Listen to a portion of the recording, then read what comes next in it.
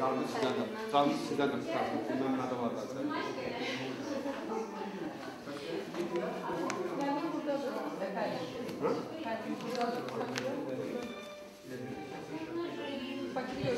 le thème pour cette première journée, tradition et modernité dans la musique contemporaine d'Azerbaïdjan. Vous avez ici une petite exposition qui retrace en fait le lien qu'il peut y avoir entre Dmitri Shostakovich et l'Azerbaïdjan. L'un des compositeurs, des élèves préférés de Dmitri Shostakovich était Karakarayev, qui était donc élève de Dmitri Shostakovich au Conservatoire de Moscou à la fin des années 40. Et donc Mme Dulfagorova aujourd'hui va dresser un petit panorama de la musique azerbaïdjanaise du XXe siècle et également très important de l'influence du mugam dans cet esprit, mugam qui est une musique nationale de tradition orale typiquement azerbaïdjanaise. Demain, à la même heure, Mme Zulfugorova nous parlera de Karakarayev et de son professeur Dmitri Shostakovich. À l'issue de cette concert-conférence, demain, nous projetterons un documentaire sur Karakarayev ainsi qu'un film de fiction de Kozintsev sur le thème Don Quichotte pour lequel Karakarayev a écrit la musique. Le 23 novembre, Saladiar sera notre concert public annuel où nous aurons le grand plaisir de recevoir une immense compositrice et pianiste azérie, Frangiz Alizadeh, dont je vous dirai quelques mots après l'entracte. Et également, le 10 décembre, nous ferons une exposition, une projection de film sur le thème Rostropovitch à Bakou, puisque Rostropovitch est né à Bakou. Voilà. Bon après-midi.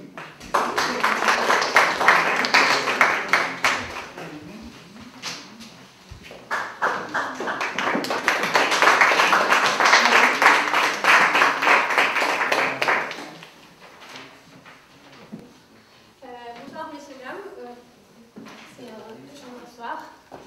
C'est un grand plaisir et honneur d'être avec vous aujourd'hui pour cette première journée de 4 jours qui sont programmés dans cette magnifique salle, dans ce lieu extraordinaire. Et aujourd'hui, on va entamer la première journée de notre voyage en Azerbaïdjan. Et j'ai grand honneur d'être là pour vous dresser un portrait. Je ne vais pas prétendre que ce serait un tableau complet parce que ce n'est pas possible. Vous comprenez bien, on ne peut pas parler de l'histoire de la musique azerbaïdjanaise dans une petite heure. Ce n'est pas possible, mais j'espère que je pourrai vous donner quelques idées, quelques envies peut-être pour aller et chercher par vous-même et de continuer ce voyage sans guide. Voilà. Donc, la musique azerbaïdjanaise, donc l'école compositrice d'Azerbaïdjan est relativement jeune parce que le premier opéra en Azerbaïdjan était créé en 1908 et ce serait pas seulement le premier opéra en Azerbaïdjan mais dans tous les pays d'Orient. Et Azerbaïdjan faisait partie encore de l'Empire russe. Donc première classe de musique, premiers établissements d'enseignement musical apparaissent en 1900. Donc ce sont des classes de piano, violon et violoncelle organisées donc, à Bakou. Ensuite, en 1901, ils deviennent donc les classes de musique de Société russe de la musique. Donc, vous savez peut-être, c'était une grande société qui organisait des concerts en Russie et un peu dans l'Empire russe. Mais le nombre des Azerbaïdjanais qui faisaient la musique était très très réduit, voire inexistant. Et en plus, il est important de souligner le rôle d'un homme qui a, finalement, on peut dire, fait une révolution dans l'histoire de musique d'Azerbaïdjan. C'est Hacıbeyov. Vous voyez son portrait là. Donc, c'est le fondateur de la musique azerbaïdjanaise. Mais qu'est-ce que ça veut dire? Ça veut dire beaucoup de choses et en même temps, je pense qu'il faut que je vous donne quelques précisions. Comme disait Kara Karayev, donc élève de Uzeyir Hacıbeyov et de Dmitri Shostakovich, donc vous pouvez voir son portrait. J'espère que vous serez là avec nous demain pour entendre un peu plus sur ce magnifique compositeur. Il disait que Uzeyir Hacıbeyov, on peut le comparer avec Glinka par l'ampleur de ce qu'il a fait, parce que la musique traditionnelle d'Azerbaïdjan englobe trois éléments. C'est Mugam, musique savante,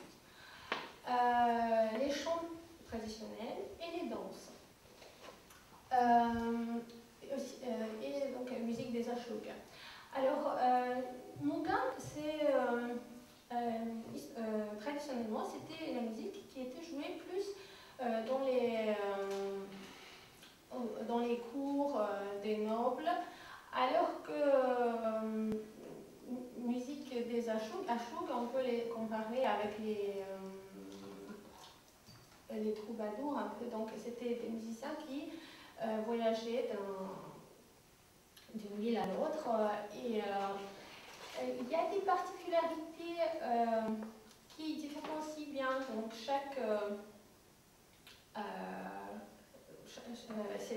ces éléments, mais leur base est pour autant unique. C'est les modes de Mugam. Donc, qu'est-ce que c'est les modes? C'est pas seulement les échelles comme celle de majeur et mineur qui forment la base de musique occidentale, mais c'est également les intonations, les rythmes qui sont typiques pour chaque de ces modes. Donc, à l'heure actuelle, en Azerbaïdjan, on considère, parce qu'au départ, on disait qu'il y a 7 Mugam qui sont principales, et les autres, ce sont les variants. Maintenant, on les nomme tous les Mugam indépendants. Alors, Uzeyir Hacıbeyov a pris soin, a eu cette idée de noter ces modes, parce que, pourquoi c'est important de souligner ça? En faisant ça, il le faisait lui-même, et ensuite, donc, pour vous dire, donc, conservatoire d'Azerbaïdjan était fondé, ouverte, 26 août 1921. Et à partir de cette date, donc, l'éducation professionnelle supérieure musicale est née en Azerbaïdjan. Et moi, les premières années, bien évidemment, c'était pas évident d'avoir les professeurs issus d'Azerbaïdjan. Donc, ce qu'il a fait Uzeyir Hacıbeyov, il a invité les grands professeurs issus d'écoles de Saint-Pétersbourg, de Moscou. Donc, c'est comme ça qu'on a eu, par exemple, pour vous donner quelques noms, juste quelques-uns, Georgi Sharoy, qui était élève de grand pianiste russe, Yesipov, qui était, peut-être que vous savez, professeur parmi plein d'autres grands pianistes, de Sergei Prokofiev. Également, donc, ils étaient invités, donc, ils ont invité des professeurs de composition, de théorie de musique. Aussi, donc, le père de Mstislav Rostropovich a enseigné pendant quelques années donc, au conservatoire de Bakou.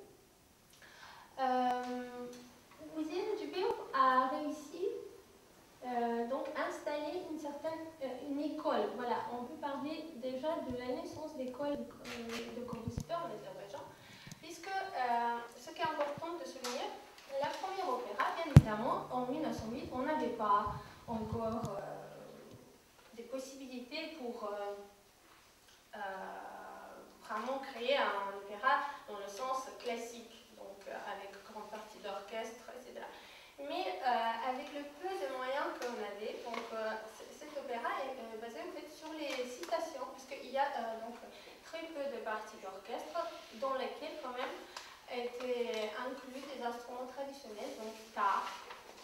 guitare, c'est une espèce c'est un instrument traditionnel qui fait partie de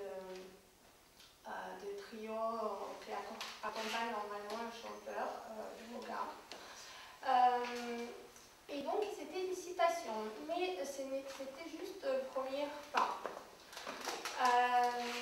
La vraie opéra azerbaïdjanaise dans le vrai sens, dans tout son vrai sens, c'est opéra Köroğlu. Et là, vous avez vraiment des éléments, il n'y a plus de citations en fait, il n'y a plus d'empreintes folkloriques. Parce que ce qui était important, ce n'était pas l'idée d'aller tout le temps en fait, citer la musique traditionnelle. Elle est très riche, elle donne beaucoup, mais l'idée c'était de s'imprégner de cet esprit, d'apprendre en profondeur la musique et de pouvoir écrire sa propre musique en gardant bien l'esprit, donc l'intonation, les particularités, les subtilités de la mélodie. Donc, il est où Emmanuel? Je suis là. Vous pouvez nous faire passer l'ouverture? Voilà, donc je vous propose de passer l'ouverture de l'opéra Köroğlu, qui était donc sa première était au Moscou en 1937. Et vous verrez que c'est un vrai exemple de musique symphonique où il y a utilisation de l'harmonie européenne, mais avec... Ce qui est important, c'est qu'il y a cette synthèse. Ce n'est pas juste un élément d'exotisme. Pour les compositeurs d'Azerbaïdjan, ce n'est plus, vous savez sans doute, cette fameuse tendance d'orientalisme russe qui était présente dans la musique russe donc, du 19e siècle. Il suffit d'écouter des opéras de Borodine ou Mendelssohn. Et là, on voit l'Orient, mais c'est l'Orient exotique. Il y a juste côté décoratif. Alors que pour Djibirkov et d'autres compositeurs d'Azerbaïdjan, c'est devenu leur propre langage, leur propre façon d'être. Voilà, je vous propose d'écouter un petit peu l'ouverture de l'opéra Köroğlu.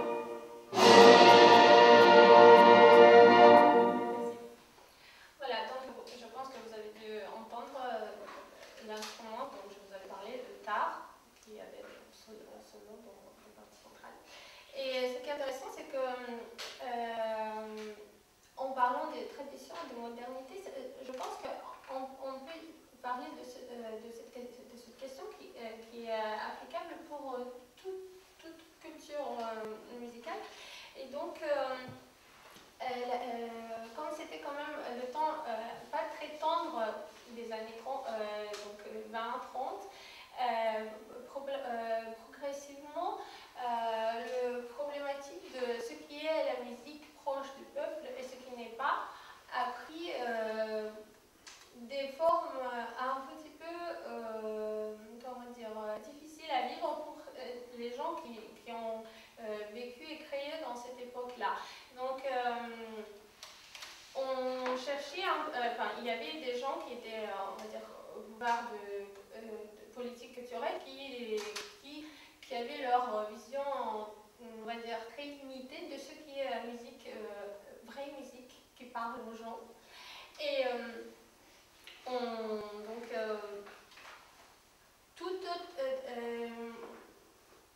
c'était une vision très, très limitée, donc c'est pour ça qu'il y a donc